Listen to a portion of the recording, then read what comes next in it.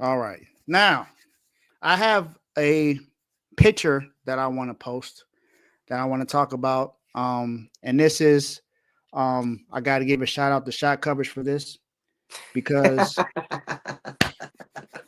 this here has started something. Like I said, shout out to shot coverage.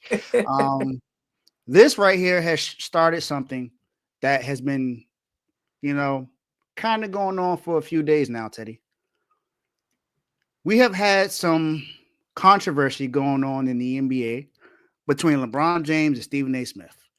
There are people taking sides. LeBron was right, no Stephen A. right. LeBron went too low, Stephen A. went too low. You got LeBron lying on the air saying that he didn't ask for, he didn't know that AD was getting traded. Then we found out Marquise Morris said that he was requested in the trade that involved AD going over there. So you got that. You got Stephen A. lying, saying LeBron wasn't at Kobe's memorial. Why did he even bring that up? I don't know. But he lied about that. It's entertaining to some. Some people say it's low. Some people say it's very childish. Yeah. I ain't here to talk about Stephen A. I'm not throwing him in the doghouse. However, the other person is actually a part of this team. This team hasn't been playing well over the last few weeks or so. And people going to say, well, LeBron was out. Don't matter to me. He played the last few games, right? So, yeah, the Lakers are in the doghouse. Just like I made them dogs, I could put them in the doghouse. The Lakers, Teddy, when they got Luka, they started out 8-2 in their first 10 games, Teddy. Now, in their last 12 games, they are 4-8.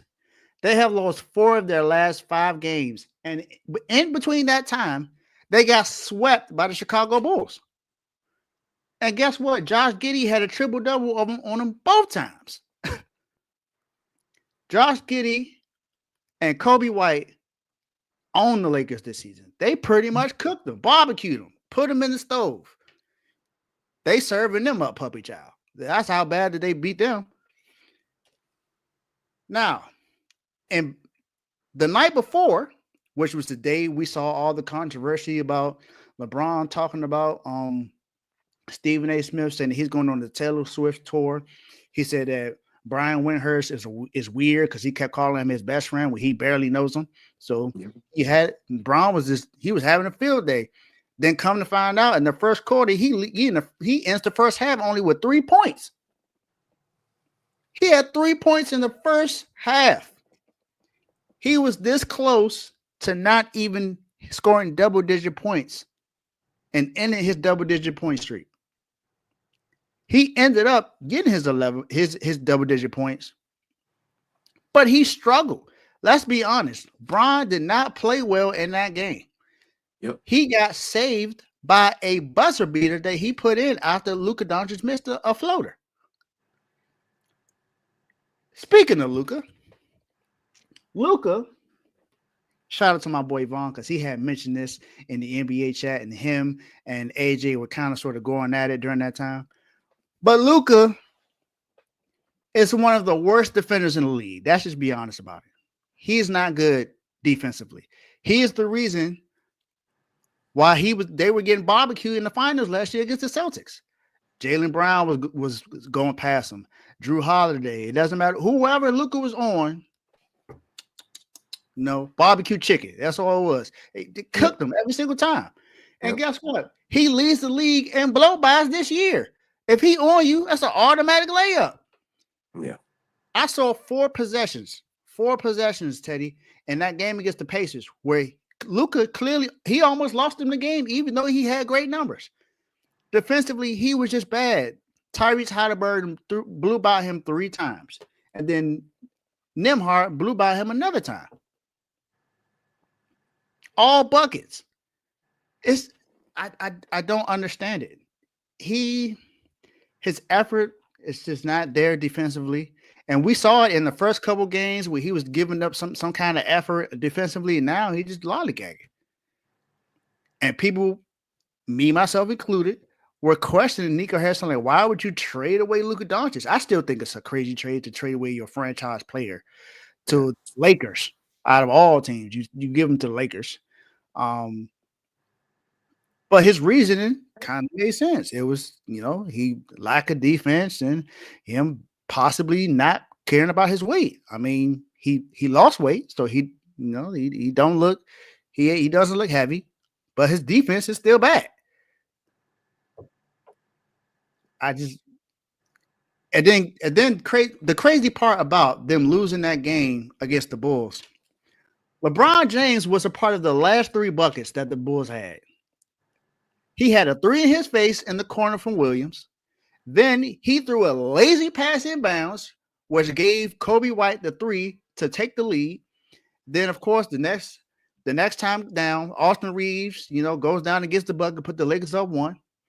And then when Josh Giddey gets the ball with 3.2 seconds left, he heaves it from half court in LeBron's face and cashes it. So, Bron, I think you might need to just stay out of the media. Yeah. I'm not telling you to shut up and dribble. That's not me. I'm not the one to say that. But I think right now you just need to focus on basketball. You have your podcast, and hey, do your podcast. Do what you got to do with Steve Nash. Keep that podcast because I think you have a great mind when it comes to basketball. You have the highest IQ in basketball. So I want to hear what you got to say. But as far as talking about Stephen A. Smith and all that, I just think you need to relax. I say stay on your podcast, and that's it. I don't think you need to do any more guest appearances. Stay on your podcast, talk basketball, leave it at that. Teddy, what you got?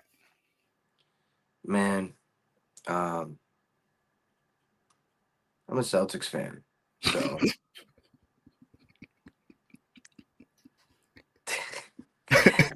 if I'm gonna keep it as PG as possible, the Lakers suck, man. The Lakers suck, No, but in all seriousness, yeah, I believe that first couple games that they had after the trade, I think they were playing with all types of adrenaline on both sides of the ball. Mm-hmm. And now it's just like, all right, now we have to play basketball. And it just doesn't look right on the defensive side of the ball. Like you said, Luka, he leads the league in blow-bys, and he was able to do that in Dallas because he hasn't changed since Dallas. He was able to do that in Dallas because he had the bigs down low. Yeah, he had Daniel Gafford and Derek Lively down there. He had those guys to be able to help them defensively. He don't have that in LA right now. Exactly. Who you got? Jackson Hayes. Nobody's scared of him. So I mean, he's gonna put the ball in the bucket, but he's gotta take this off season to really train his body to become different.